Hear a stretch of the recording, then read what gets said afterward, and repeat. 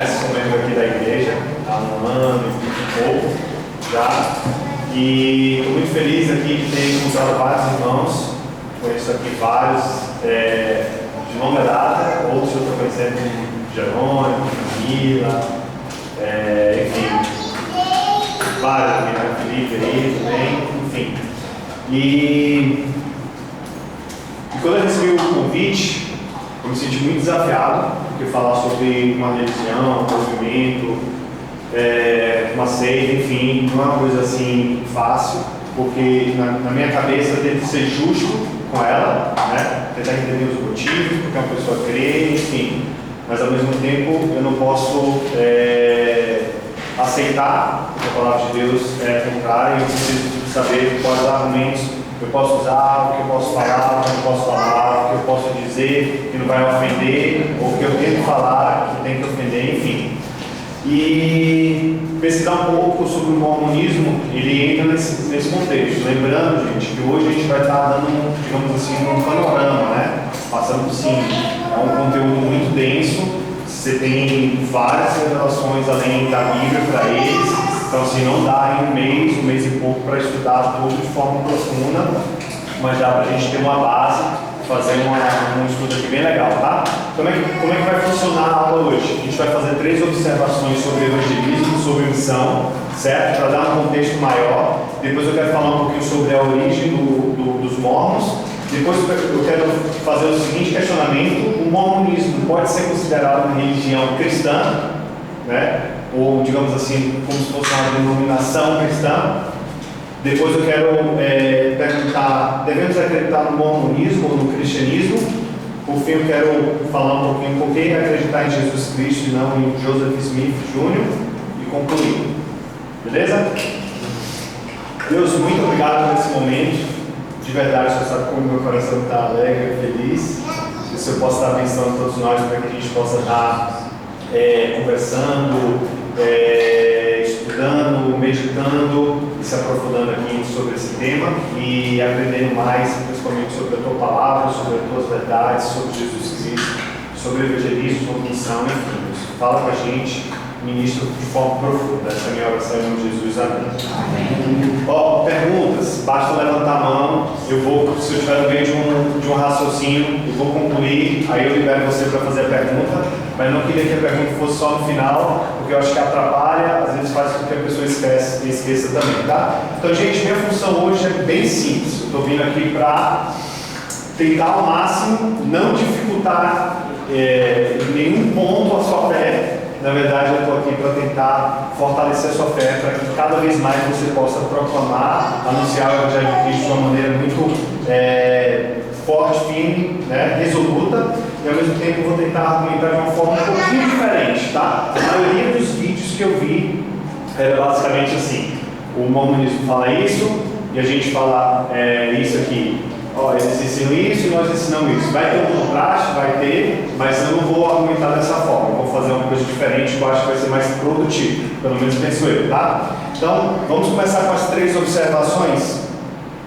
Eu acho importante essas observações, porque eu quero ter a certeza que essas informações que a gente vai passar, elas estão num contexto maior, estão dentro de um contexto mais correto, tá? Então, a primeira observação que eu queria fazer é o seguinte: relembrar qual é a nossa principal motivação em fazer missão e evangelismo, certo? Eu posso dizer para você que a principal motivação para missão e evangelismo não é ser obediente à grande comissão. Nós estamos falando a principal motivação, certo? Não é colocar seus dons em ação, não é ser grato pelo que Jesus fez a você, não é ter compaixão e amor pelos perdidos. Aí eu pergunto para vocês: quando a gente faz evangelismo e missão, tudo isso aqui tem que estar dentro do nosso coração, tem que estar, não? Isso aí são verdades, a gente não pode abandonar isso, mas eu estou querendo trazer para a gente qual é a principal motivação que a gente deve ter. O que é que tem que estar acima de tudo sobre isso? Qual deve ser a primeira faísca que fará tudo entrar em chama? Qual é a verdade que vai despertar, sustentar e capacitar os cristãos a evangelizar, a fazer missões? E a resposta tem que ser a glória de Deus, certo? é o fato de Deus não ser adorado, é o fato de Deus não ser reverenciado, é o fato de Deus não ser glorificado, é o fato de Deus não ser obedecido, temido, amado, honrado em Cristo Jesus, por meio de Cristo Jesus, que deve primeiramente motivar o nosso coração. É isso que deve impulsionar a gente para o evangelismo. Cara, o nosso Deus, o Deus verdadeiro, Criador de todas as coisas, Ele não é amado pelo meu vizinho, Ele não é amado pela minha mãe, pelo meu pai, Ele não é amado pelo meu filho, pela minha filha, Ele não é amado pelo aquela pessoa que vive no interior, naquele outro estado, naquele outro país.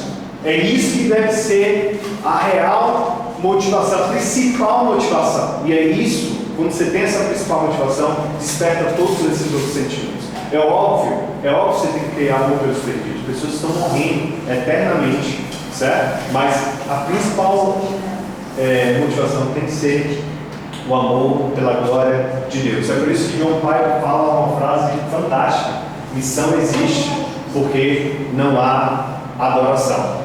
É porque não há adoração lá no interior, é porque não há adoração na vida daquela pessoa que nós vamos fazer missão, certo?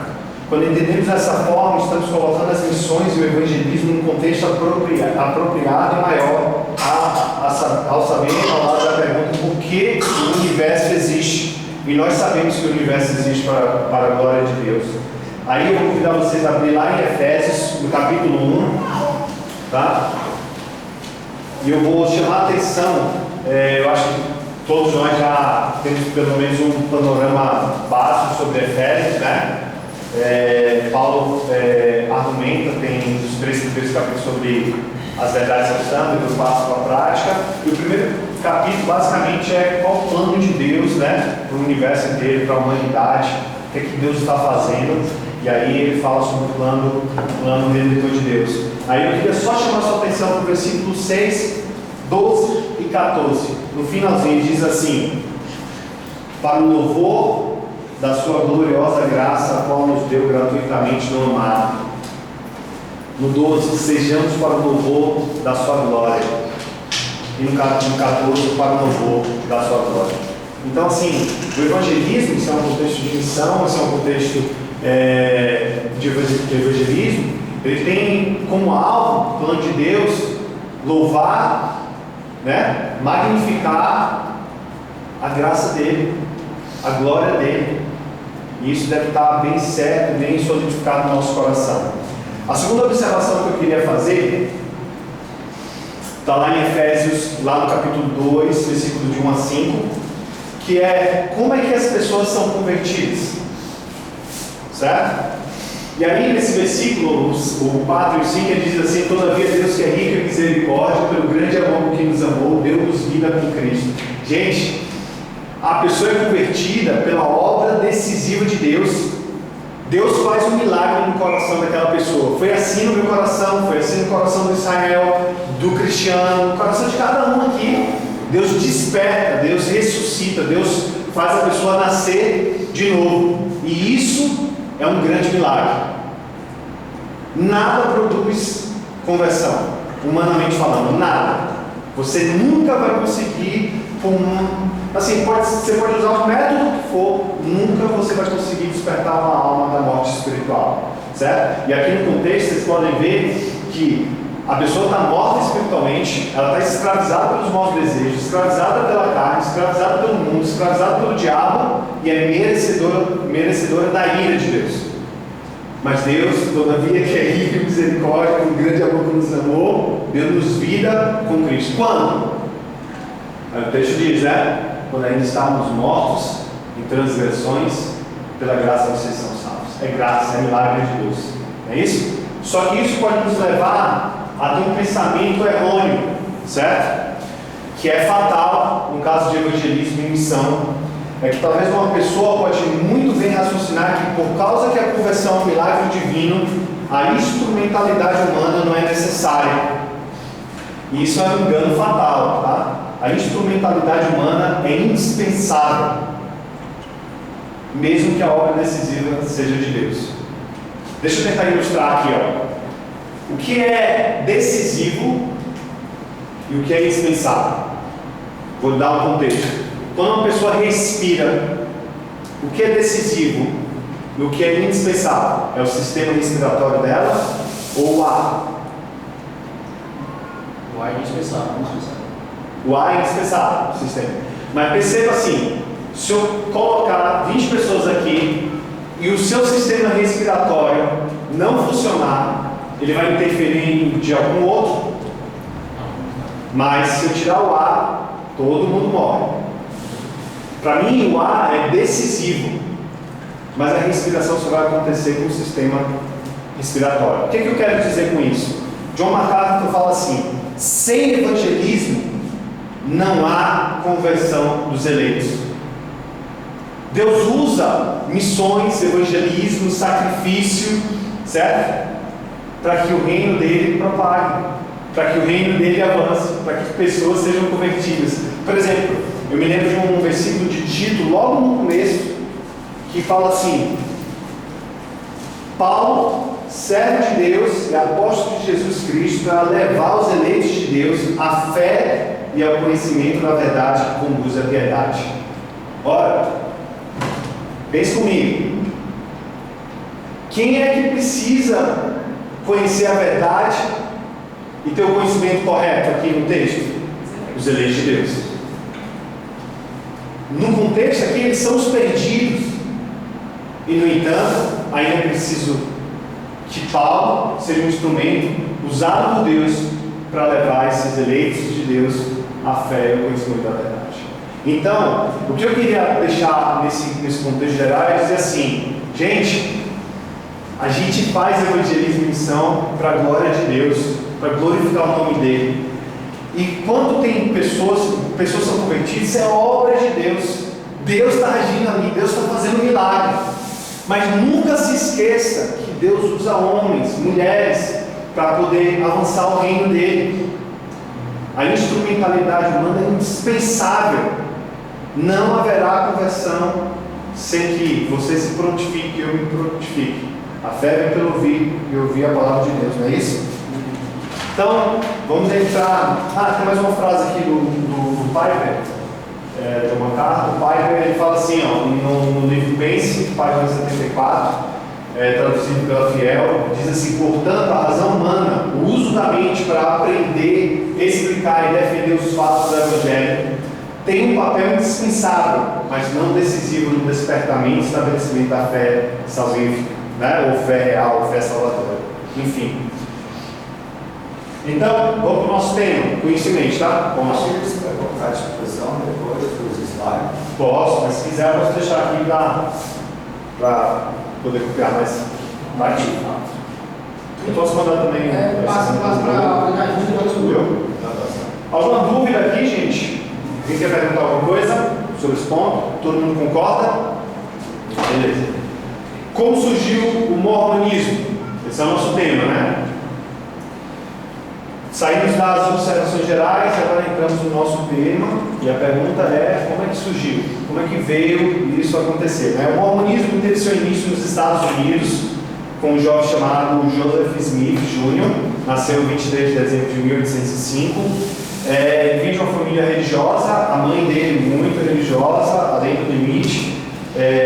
Na época, Joseph Smith estava perturbado pelas diferenças, inúmeras diferenças entre as denominações, né, do cristianismo, batista, presbiteriano, metodista, enfim, e perguntava-se qual denominação seria a verdade. Até que em 1820, e aqui eu não vou fazer nenhum tipo de crítica nesse primeiro momento, tá? Quando ele tinha 14 anos, ele foi orar no bosque sobre esse assunto especificamente, e inesperadamente ele recebeu uma visita de Deus Pai, de Jesus Cristo, tá? E no livro A Pérola de Grande Valor, que é uma das fontes dos mormons, na página 56 é dito assim, ele perguntou, né? E aí, qual é a igreja verdadeira? Aí ele tem essa seguinte resposta: foi-me respondido que não me unisse a nenhuma delas, porque todas estavam erradas, que todos os seus credos eram uma abominação à sua vista. Aprendi por mim mesmo que o presbiterianismo não é verdadeiro. Foi o que ele respondeu sobre isso, né? Então, De forma básica, ele estava dizendo assim, a visita de Deus e Jesus, que segundo ele foi em carne e osso, todos os dois, tá, gente? Não se filia a nenhuma igreja, todos estão ensinando ao longo de quase 1800, 1900 anos, um evangelho que não é evangélico, então, esperem novas obras, né? Em 1823, Joseph Smith recebe outra visita, agora do anjo Moroni, certo? E aí o anjo Moroni parece visitar ele de algumas vezes, né? Aí depois passa mais 4 anos e ele diz a Smith que ele foi o escolhido para traduzir o livro dos Mormons, ou o livro de Mormon, escrito em placas de ouro, escondido próximo de onde ele vivia, eu acho que é Palmyra, aqui não sei a pronúncia, Nova York. Levou 3 anos para Smith finalizar essa tradução. Vale ressaltar que durante essa época ele recebeu a visita de ninguém menos do que João Batista, né, que ele encorajou a dizer que ele completasse o trabalho divino de restaurar a verdadeira igreja pela pregação do verdadeiro evangelho que havia sido perdido na terra, tá? 6 de abril de 1830, Joseph Smith mais 5 membros, mais 5 pessoas fundam o que eles chamam de a Igreja de Jesus Cristo dos Santos dos Últimos Dias. Nesse mesmo ano é publicado o livro de Mormon, tá? Que, segundo algumas fontes, ele tentou vender 2 vezes ou 3 vezes no Canadá os direitos autorais e não vingou. Depois da publicação do livro de Mormon, o mormonismo começou a crescer devido ao fato, em partes, de sua religião aceitar os desvios do cristianismo, como por exemplo a pluralidade de deuses, poligamia. Dizem que Joseph Smith teve 27 esposas, tá? E a perseguição forçou eles a mudar de Nova York para Ohio, depois Missouri e finalmente para, eu acho que é Nauvoo, Illinois. Depois de ser acusado de quebrar algumas leis lá em Nauvoo, por destruir uma gráfica que estava imprimindo uma publicação que alertava contra o mormonismo, o Joseph Smith e seu irmão terminaram na cadeia, e aí uma multidão de 150 200 pessoas entram lá e matam os dois por volta de 1844.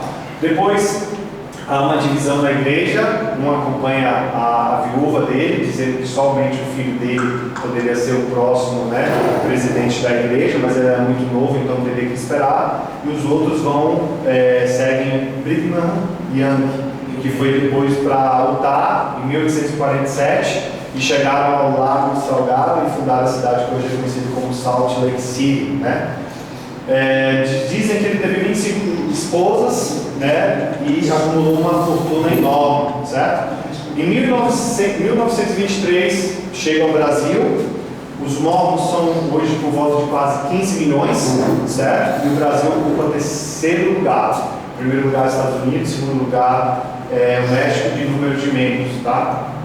As fontes de autoridade do mormonismo: primeira, a Bíblia. Deixa eu ver se tem mais.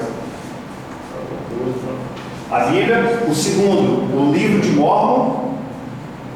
Terceiro, doutrinas e convênios. Quarto, a pérola de grande valor.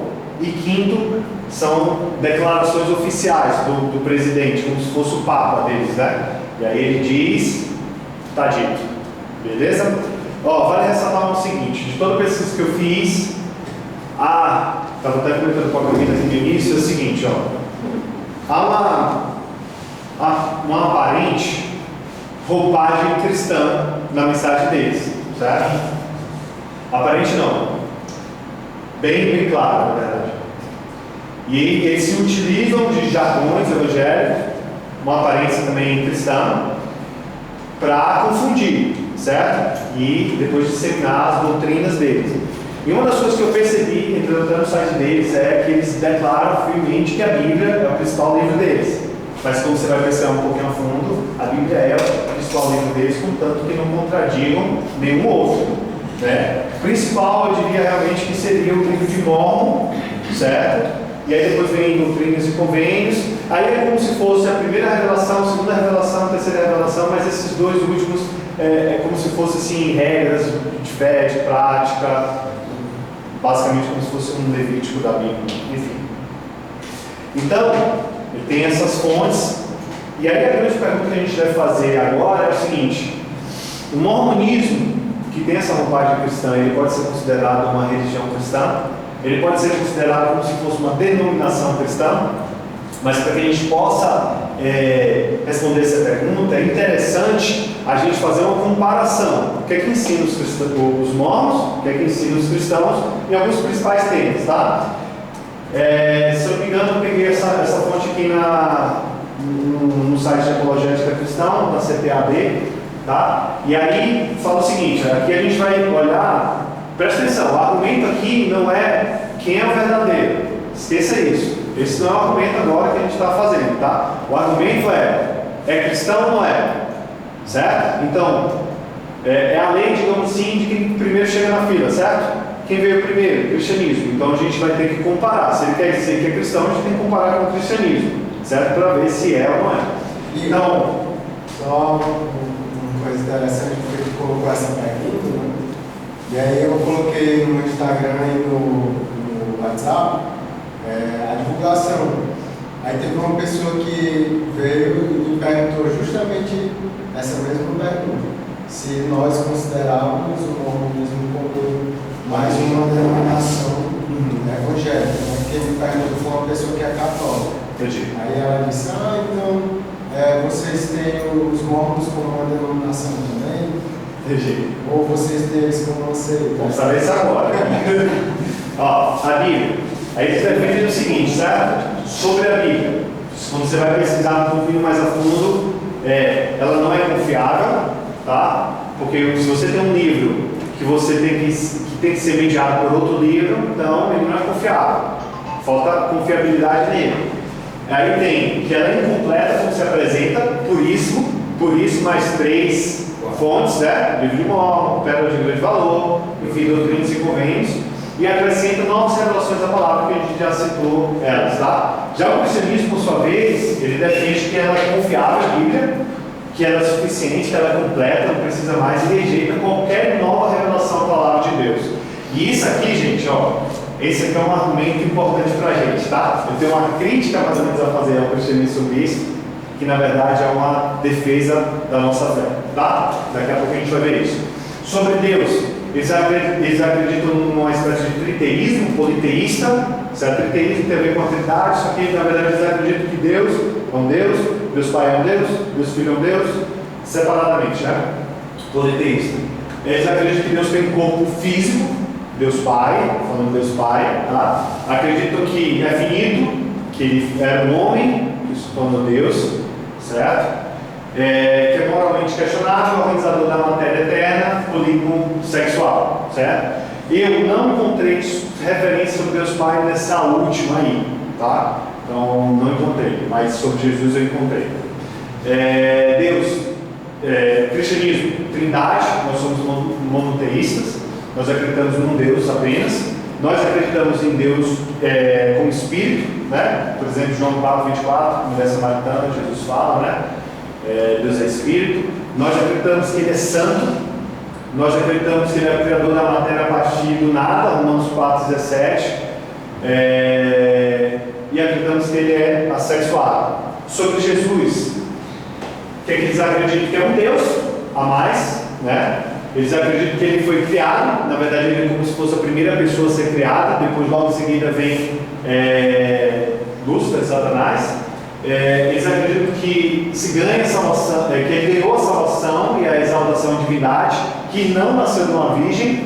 Isso aí pode ser, digamos assim, um detalhe às vezes pequeno, né, pra gente assim, doutrina pequena aí da fé cristã, mas se a Bíblia não é verdadeira sobre o nascimento de Jesus, então ela não é verdadeira nenhum mais. Então pra gente, a gente briga com isso porque é uma revelação cristã, né? Que ele é polígamo, segundo eles acreditam que Marta e Maria eram a mulher deles. Até ouvi frases absurdas dos primeiros presidentes dizendo que aquela passagem, eu acho que é João 2, do que Jesus transforma água em vinho, né, que ele estava na verdade ali no casamento dele. Enfim, para você ver até que ponto eles chegam, né? Cristianismo, nós acreditamos que Jesus é Deus, nós acreditamos que Ele é eterno, nós acreditamos que como é Deus, não precisa nem de salvação, nem de exaltação, certo? Que é nascido de uma virgem e que nunca foi casado e nunca teve nenhum relacionamento com mulheres. Eu lembro até o texto de Isaías, né? Quem pode falar da sua descendência, né? Ele foi arrancado da terra de Deus. Salvação, eles acreditam que é por obras. Eu ainda estava citando um exemplo agora há pouco, dizendo que quando estava conversando com um deles, eles disseram: não, a salvação pode ser pela graça, é por obras, você tem que merecer, enfim. Nega a expiação bíblica, eles não negam completamente. Se você for na regra de fé deles, vão dizer que acreditam na expiação de Jesus, mas ela é bem limitada, certo? Que é possível após a morte, isso eles acreditam, tem até batismo, né, para os mortos. Nós, pela nossa vez, aqui a gente acredita pela graça, a salvação, confirma a expiação, né, nós acreditamos totalmente na expiação através de Cristo, e é impossível após a morte. E lembra o texto aí, base, todo mundo cita, Hebreus 9, 27, ao homem está destinado a viver somente uma vez e depois disso enfrentar o juízo, né? Jesus, Deus, os mortos, ele compara um Deus, como se ele fosse mais um Deus. mais um Deus. Eles acreditam em vários deuses. Deus, para eles é Deus Pai é um Deus, Deus Filho é outro Deus, e Deus Espírito é como se fosse outro Deus. E tem outros, tem a deusa, a mãe, tem vários, entendeu? para quem não acredita só em um. Não. Eles passam essa roupagem que acreditam só como se fosse, mas na verdade não. Outra coisa também que ele fala é que a gente acredita que a Bíblia é a palavra de Deus. Exatamente. E eles dizem que a Bíblia contém a palavra de Deus. Contém Nem a palavra tudo que de está Deus. ali é a palavra de Deus. Exatamente. Na verdade, eles encaram a Bíblia como se fosse um livro histórico, assim, sabe? Como se fosse de narração. O que aconteceu no passado? Não me pergunte como, porque tem as epístolas, tem, né? Que foge totalmente da regra, mas eles encaram assim, né?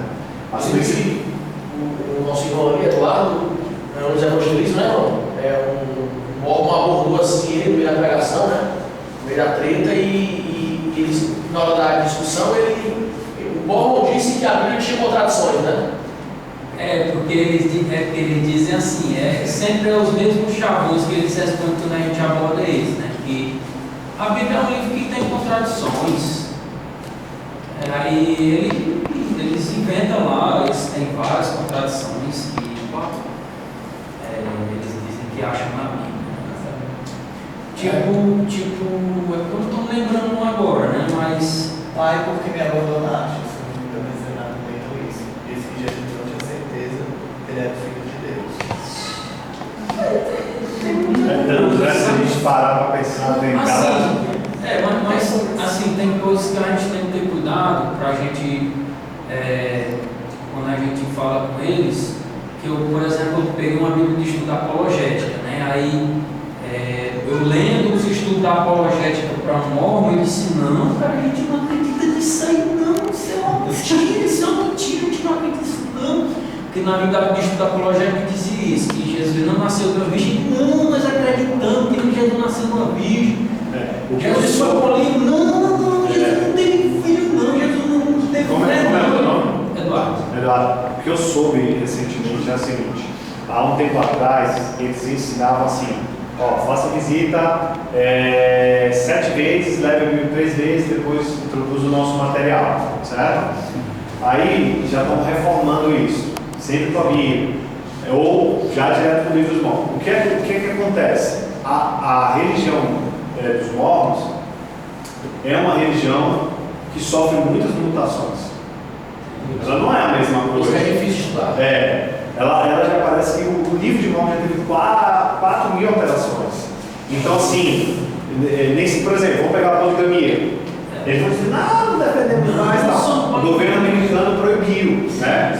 Eles fazem lista grossa, tal, aquela coisa toda, mas está lá, nos escritos de Joseph Smith dizendo: se você não defende, amaldiçoado você é. Está lá, entendeu? Agora, assim, me parece que eles dançam conforme a música, está entendendo? E alguns desses argumentos realmente eles dizem: não acreditamos nisso, não.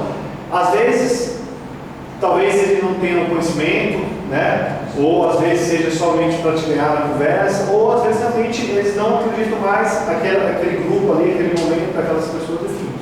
Por isso tem que ter um cuidado, realmente, como o Eduardo falou, em relação a eles, né? Felipe, só a questão da divindade de Jesus, rapidinho. Pode falar. A irmã colocou.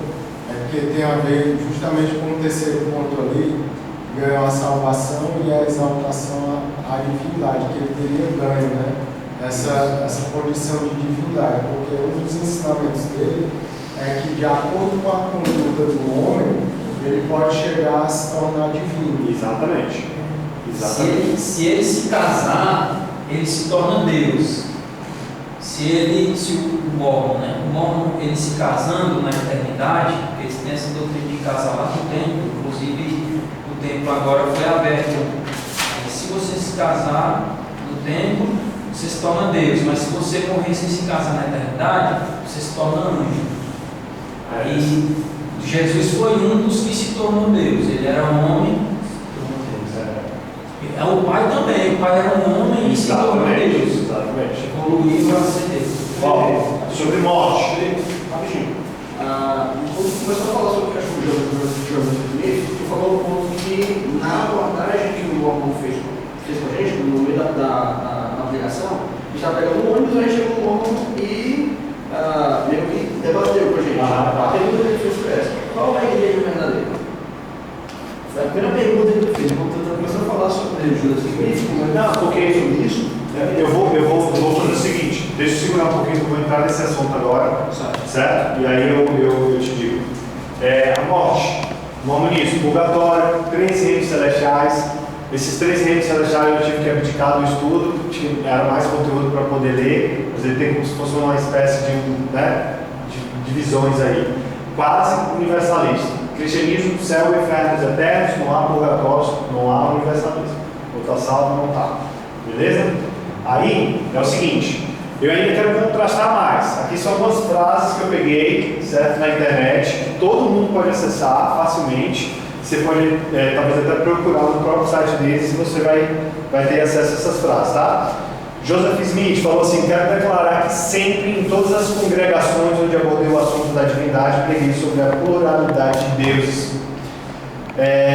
Segunda frase: Deus, o Pai de todos nós, foi anteriormente homem como nós. Não existe salvação fora da Igreja de Jesus Cristo dos Santos dos últimos dias. O primeiro espírito que nasceu no céu foi Jesus. Jesus e Satanás são espíritos irmãos. Um plano de salvação era necessário para as pessoas na terra. Então Jesus e Satanás apresentaram cada um o seu plano, e o plano de Jesus foi aceito. O diabo quis ser o salvador da humanidade para anular a identidade dos homens e destronar Deus. Então assim, são ensinos que estão aí. Óbvio, presta atenção, eles vão sendo utilizados conforme o tempo, deixados de lado, tal, mas são ensinos que foram apresentados. E a minha conclusão é lógica. A conclusão lógica é que o mormonismo, por ser tão contraditório ao cristianismo, presta atenção, mesmo que abordando muitos assuntos em comum, céu, inferno, igreja, salvação, Bíblia, e falando de personagens em comum, Jesus, Deus, diabo, anjo, demônios, profetas, não pode ser considerado uma religião cristã. Deu para entender? Por ser tão contraditório, tão contrário à revelação cristã, não pode ser considerado uma religião cristã. Como eu já disse, é uma razão muito simples. É uma lei universal. O cristianismo chegou primeiro na fila. E se alguém quer ter a etiqueta, a marca de cristão, precisa ser comparado com o cristianismo, Ele tem esse direito inato. Ele é o critério julgador. Não se está aqui argumentando de novo a veracidade do cristianismo.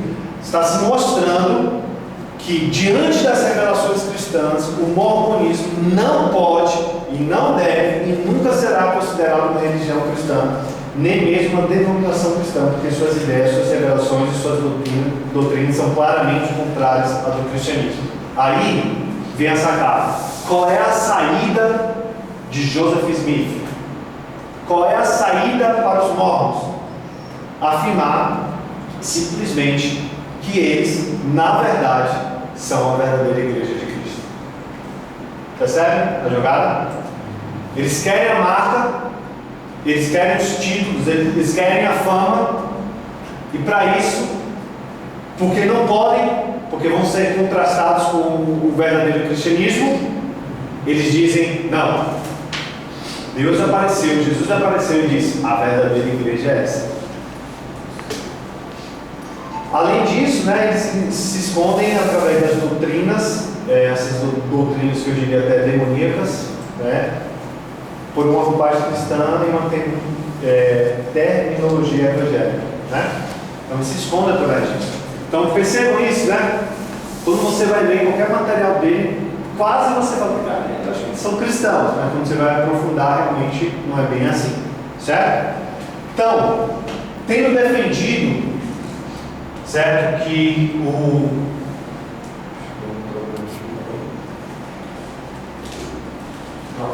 tendo defendido, certo, que o mormonismo não pode ser considerado uma religião cristã, porque seus ensinos são contrários ao cristianismo. Você quer que eu fique aqui? Não, tranquilo, se quiser pode ficar também, viu? Precisamos encarar sobre a suposta veracidade do mormonismo, tá? Agora a gente vai entrar na espécie do argumento mesmo, certo? Em qual devemos acreditar? Certo? Presta atenção, defender a verdade do cristianismo sobre qualquer religião é um assunto muito delicado, gente. É muito delicado. Mas eu geralmente não é por causa que críticas e defesas e argumentos contrários virão, certo? Não é porque existem poucas evidências em favor do cristianismo. Não é porque nós estamos numa cultura relativista na qual o nosso mundo está mergulhado, principalmente quando a gente fala de religião, mas é porque eu acho que os cristãos não entendem uma verdade simples, tá? Para você evangelizar, você não precisa ser teólogo, você não precisa ser um grande estudioso, você precisa proclamar a verdade da palavra de Deus. Mas, quando você entra num contexto de debate, num contexto de conversa, num contexto onde você vai argumentar sobre a sua fé de modo racional, é preciso que a gente entenda que a gente precisa ter uma bagagem ancorada na lógica, no bom senso, na história, na filosofia, certo? Na geografia, para que os dois possam validar, né, as perspectivas, processar, julgar, aceitar, rejeitar as ideias. Porque a primeira problemática que eu vejo é o seguinte: você vai argumentar com um órgão, e o que você vai apelar? Você vai apelar para as suas escrituras. A escritura diz assim. E isso, gente, por favor, entenda, não está de forma alguma errado.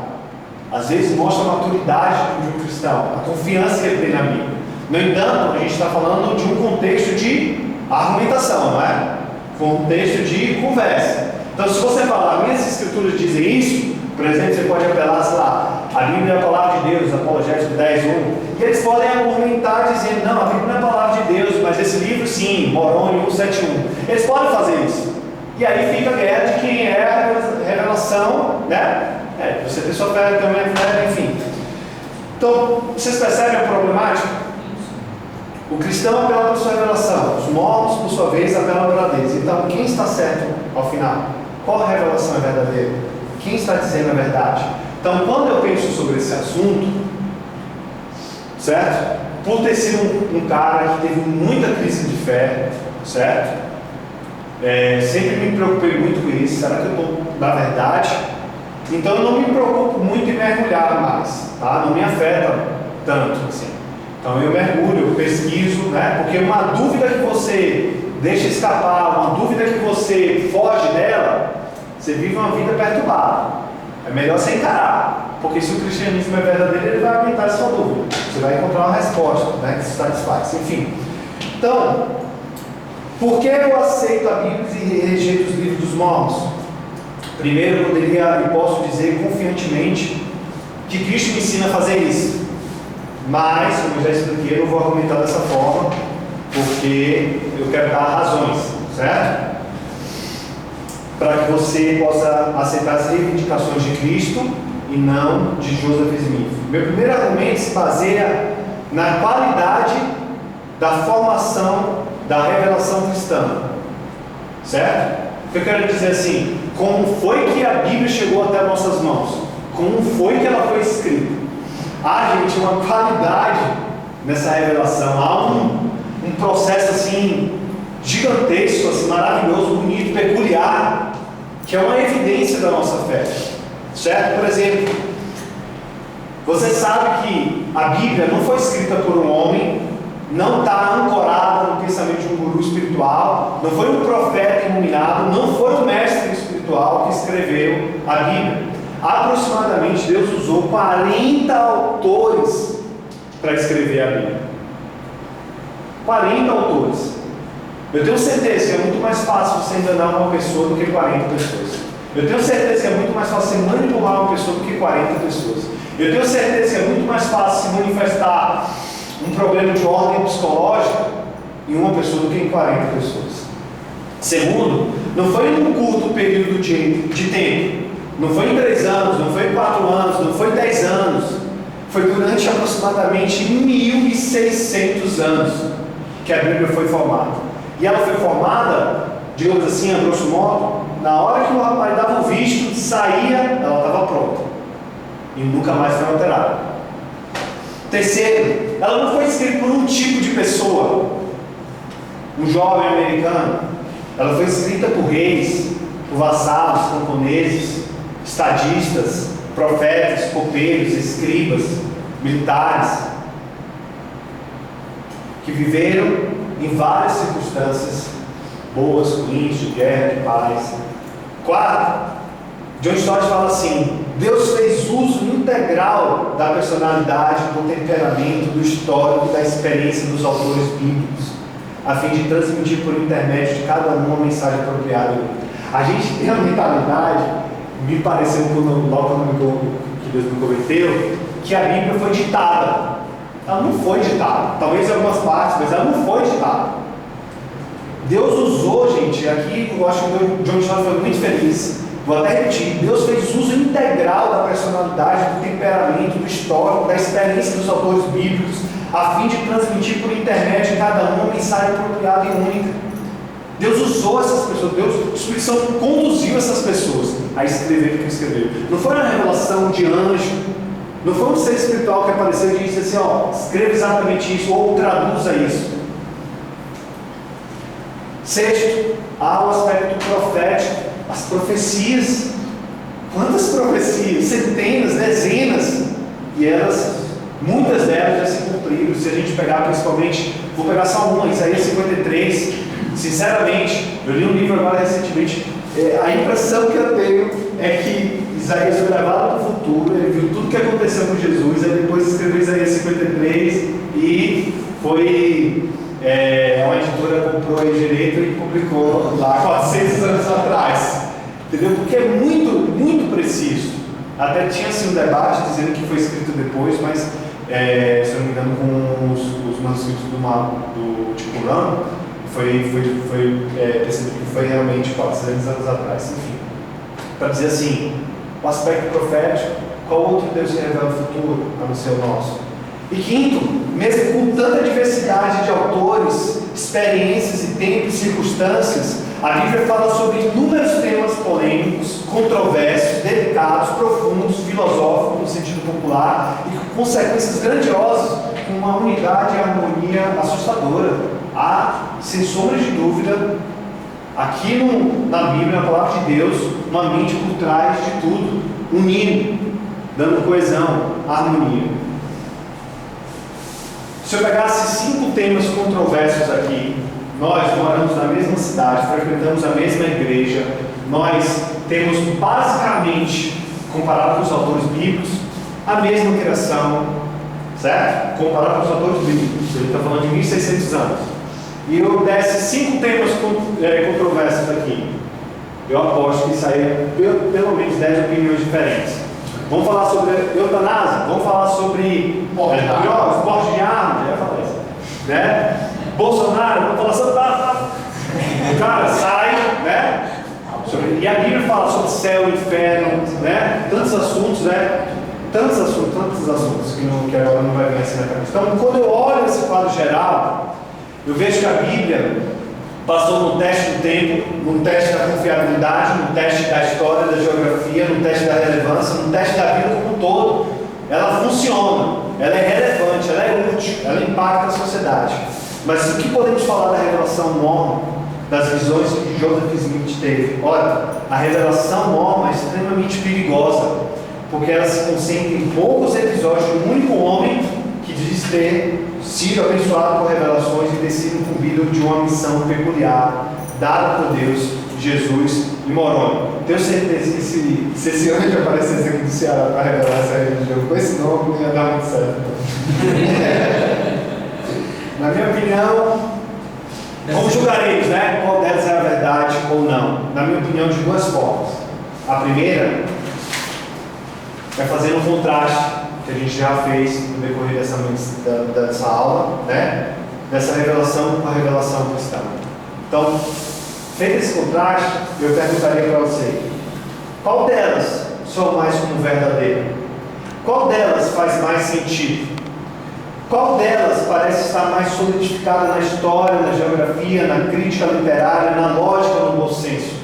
Qual delas impactou mais pessoas, transformou mais vidas, foi mais útil para o mundo, para a sociedade? Qual delas parece mais original? Qual delas parece mais peculiar, mais bela, mais profunda, mais real?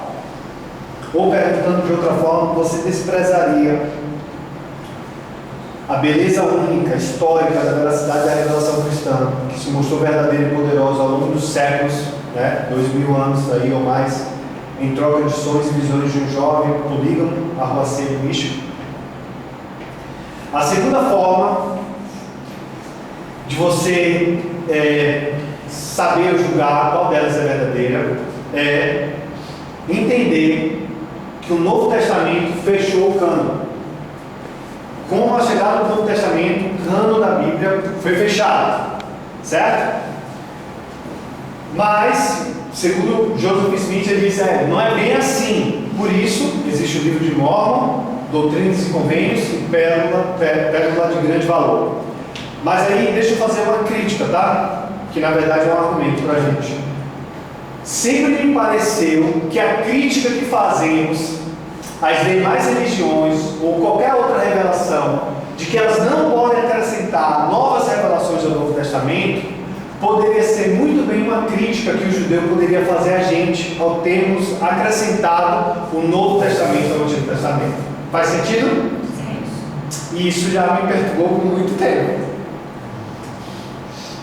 Cara, a Bíblia está dizendo que não pode ter mais revelação, mas a gente acrescentou no Novo Testamento. Como é que funciona isso? E aí, eu queria compartilhar. Eu vou ler mais assim, acho que não dá para ler, não, está muito longe. De certa forma, nós que somos cristãos, algumas perguntas ela parece ficar adormecida, né, para a gente. Porque a gente parte do pressuposto, e aqui falando. Não, deixa eu tirar a parte do pressuposto. Falando do cristão, nós temos um relacionamento vivo com Deus através do Espírito Santo, relacionamento com Jesus Cristo. Não é verdade? Jesus Cristo está vivo, eu me relaciono com Ele, então minha fé não é abalada por essas questões, certo? Pode abalar um tempo, depois a gente pode arquivar ou correr atrás da resposta, enfim. De certa forma ela adormeceu. Então eu lembro recentemente um livro do John Piper, Uma Glória Peculiar. Ele me deu uma resposta que fez total sentido para mim. Total sentido. E para mim, encerrou-se essa questão. Talvez não vai encerrar para você. E aí você pode, né, buscar novas respostas. Mas para mim, tá bom, vamos para a próxima dúvida, né? E aí ele diz assim, ó. John Piper ele faz o seguinte, fantástico livro, aconselho todo mundo a ler. A Bíblia hebraica é considerada um cano fechado. Já começa forte, né? Nenhum outro livro seria acrescentado no Antigo Testamento. Não até esse dia. Está falando sobre a encarnação de Cristo, tá? Os profetas haviam cessado de falar com inspiração divina. Isso significava que qualquer afirmação de ter livros de autoridade idêntica aos do Antigo Testamento seria admirável e motivo de controvérsia. Mas, o que foi que mudou? O que mudou tudo foi a singularidade de Jesus Cristo. Deus não mandou um novo livro ao mundo. Ele mandou seu Filho ao mundo. Como diz o livro do Novo Testamento, havendo Deus outrora falado, muitas vezes de muitas maneiras, aos pais, pelos profetas, nesses últimos dias, nos falou pelo Filho, a quem constituiu o herdeiro de todas as coisas, pelo qual também fez o universo. Hebreus 1, versículo 1 a 2. O que abriu o caminho para um novo cano de escritos autoritários não foi a chegada de novos porta-vozes de Deus, que seriam chamados apóstolos, mas em vez disso foi a própria glória, a própria chegada de Deus. A conclusão aqui é que a pessoa e o ensino de Jesus Cristo tende a levar inevitavelmente a uma expansão do cano da igreja primitiva. Um povo que por séculos esteve acostumado a ser governado por uma revelação escrita de Deus. Agora, a Bíblia hebraica agora é confrontado com o próprio autor divino de cada livro presente na forma humana, ensinando com absoluta autoridade. É fantástico. Rapaz, o argumento é muito simples, mas poderoso. O Novo Testamento veio à existência não por causa de novos porta-vozes, de novas revelações angelicais ou visões místicas, mas por causa da presença de Cristo, o Deus homem. Essa resposta, para mim, me satisfaz profundamente. Faz total lógica. O que não me parece nem um pouco lógico, algo de bom senso verdadeiro, é achar que tanto o Antigo Testamento e o Novo precisam de mais revelações depois que o próprio autor do universo veio à Terra. Pior ainda, porque Jesus esperou tanto tempo para corrigir os ensinos errados que registraram no Novo Testamento? Muito pior ainda, porque apareceu para um jovem americano em visão para tratar de assuntos tão sérios depois de tanto tempo. O peso das evidências, do bom senso, da boa lógica, favorece sem dúvida o cristianismo.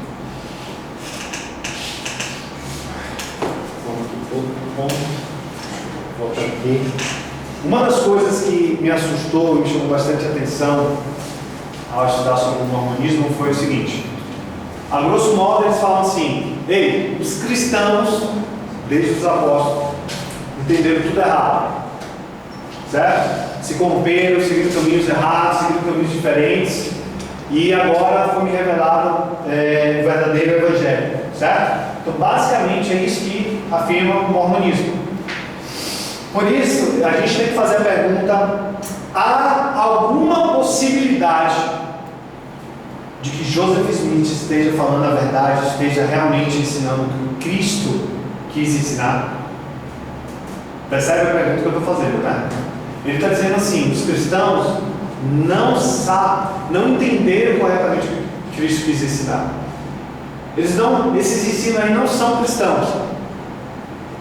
E eu gosto de incluir de ensinar, 1800 anos depois, o verdadeiro cristianismo, né? A verdadeira religião, a verdadeira igreja. Existe então a possibilidade de Joseph Smith estar falando a verdade?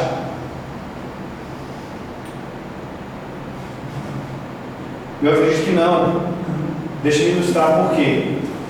E aí eu vou perguntar para vocês, na verdade: como é que uma pessoa, humanamente falando, quando vem essa primeira resposta que vier na sua cabeça, conhece outra pessoa?